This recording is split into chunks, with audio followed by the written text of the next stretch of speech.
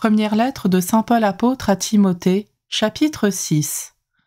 Tous ceux qui sont sous le joug de l'esclavage doivent considérer leur maître comme tout à fait digne d'honneur, pour que le nom de Dieu et l'enseignement de la foi ne soient pas blasphémés. Et s'ils ont des maîtres croyants, qu'ils ne les respectent pas moins sous prétexte que ce sont des frères, mais qu'ils les servent d'autant mieux que ceux qui bénéficient de leur activité sont des croyants bien-aimés. Voilà ce que tu dois enseigner et recommander. Si quelqu'un donne un enseignement différent et n'en vient pas aux paroles solides, celles de notre Seigneur Jésus-Christ, et à l'enseignement qui est en accord avec la piété, un tel homme est aveuglé par l'orgueil, il ne sait rien, c'est un malade de la discussion et des querelles de mots. De tout cela il ne sort que jalousie, rivalité, blasphème, soupçons malveillants, disputes interminables de gens à l'intelligence corrompue qui sont coupés de la vérité et ne voient dans la religion qu'une source de profit.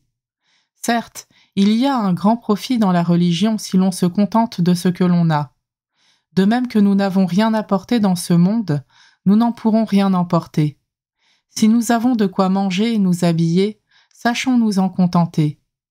Ceux qui veulent s'enrichir tombent dans le piège de la tentation, dans une foule de convoitises absurdes et dangereuses qui plongent les gens dans la ruine et la perdition.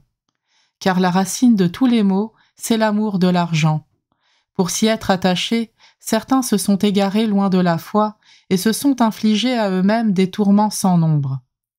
Mais toi, homme de Dieu, fuis tout cela. Recherche la justice, la piété, la foi, la charité, la persévérance et la douceur. Mène le bon combat, celui de la foi, empare-toi de la vie éternelle. C'est à elle que tu as été appelé, c'est pour elle que tu as prononcé ta belle profession de foi devant de nombreux témoins. Et maintenant, en présence de Dieu qui donne vie à tous les êtres, et en présence du Christ Jésus qui a témoigné devant Ponce Pilate par une belle affirmation, voici ce que je t'ordonne. Garde le commandement du Seigneur en demeurant sans tache, irréprochable jusqu'à la manifestation de notre Seigneur Jésus-Christ. Celui qui le fera paraître au temps fixé, c'est Dieu, souverain unique et bienheureux, roi des rois et seigneur des seigneurs. Lui seul possède l'immortalité, habite une lumière inaccessible, aucun homme ne l'a jamais vu et nul ne peut le voir.